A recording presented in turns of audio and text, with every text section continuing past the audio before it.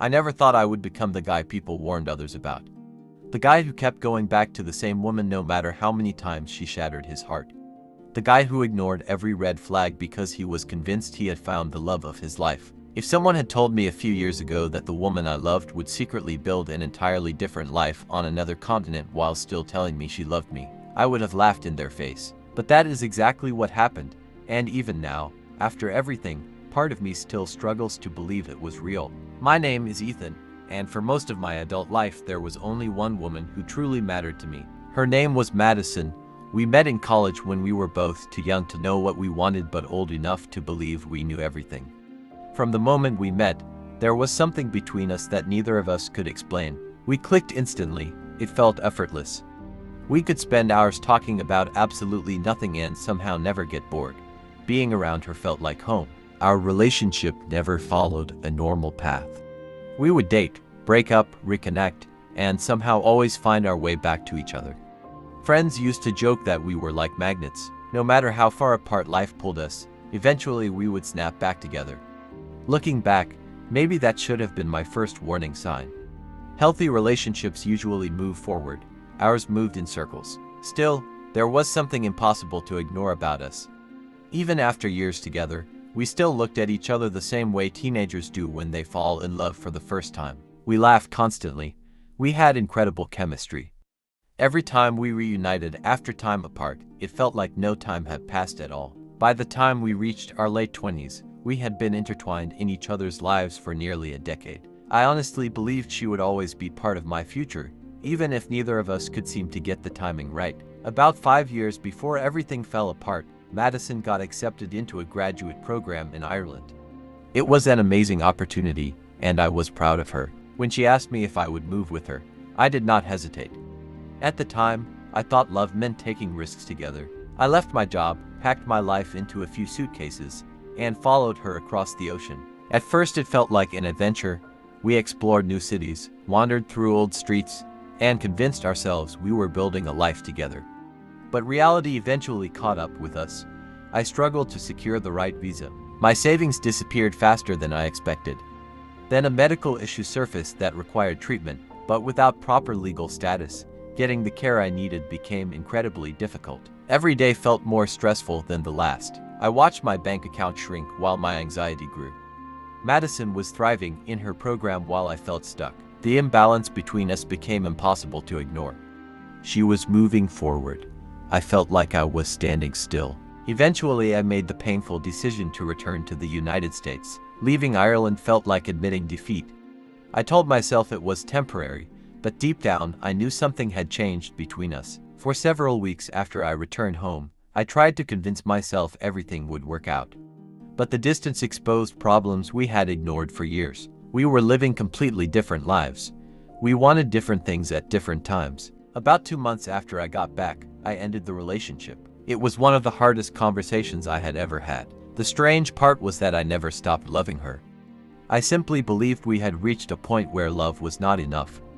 I assumed that once she finished school and returned home, we might find our way back to each other.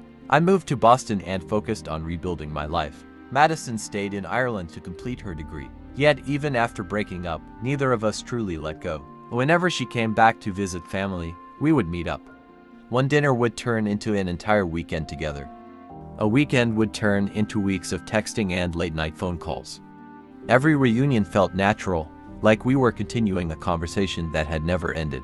The more time passed, the more convinced I became that she was the person I wanted to spend my life with. Eventually, I reached a point where I was ready to fully commit. I told her exactly how I felt. I stopped playing games. I stopped pretending I was okay with uncertainty. I wanted a future together. At that point, she was preparing to graduate and had received an opportunity to stay in Ireland for work. I begged her to stay in America instead. I laid everything on the table. I told her I loved her. I told her I wanted to build a life with her. I told her I believed we could finally make things work if we both committed, but she refused. She chose Ireland. That rejection hit me harder than I expected. After years of going back and forth, I finally felt ready, and she was walking away. Something inside me broke. I told her it was over. Then I deleted her number, removed her from social media, and cut off all contact. For the first time in years, I genuinely tried to move on. The The first few months were brutal. I would reach for my phone without thinking. Every song reminded me of her. Every restaurant carried some memory. Even simple things like walking through the city felt different without her. But gradually I started healing. 5 months passed. Then one rainy evening, everything changed. I was sitting at home when I heard a knock at my door. When I opened it, Madison was standing there. Her eyes were red from crying. Her hair was soaked from the rain. The second I saw her, I knew my life was about to get complicated again. She looked exhausted. Not physically exhausted, emotionally exhausted. The kind of exhaustion that comes from carrying regret for too long. Before I could say anything, she burst into tears. She told me she had made a mistake. She told me she never should have left. She told me she wanted to come home. I remember standing there frozen while my heart raced. Part of me wanted to slam the door. Another part wanted to pull her into my arms. Instead, I invited her inside. We sat together for hours. She explained how unhappy she had become overseas. She talked about feeling isolated. She admitted she had convinced herself that chasing opportunities would make her happy, but instead she felt empty. For the first time in months, I saw vulnerability instead of certainty. When the conversation finally ended, I told her something important. I said if there was any chance of rebuilding our relationship, things had to be different this time. No more uncertainty. No more long-distance chaos. No more halfway commitment. If she wanted another chance, she needed to move near me and build a life here. To my surprise, she agreed. Within weeks, she found an apartment just down the street from mine. A month later, she found a job in Boston. I could hardly believe it. For the first time in years, it felt like we were finally moving in the same direction. Then I discovered something that completely shocked me. During one of our conversations, the truth slipped out. Before showing up at my doorstep that rainy night, Madison had actually been engaged to another man. Not casually dating. Engaged. She had planned an entire future with someone else. And she ended it to come back to me. Learning that information should have terrified me. Instead, I saw it as proof of how much she loved me. That was probably my biggest mistake. Because when you are deeply in love with someone, you often interpret warning signs as evidence that the relationship is special. I convinced myself that she had chosen me. I convinced myself that our story was different. I convinced myself that everything we had gone through was leading us toward the happy ending we had always been chasing. For the next 2 years, life felt incredible. We traveled constantly. We took spontaneous road trips. We explored new cities. We spent holidays together.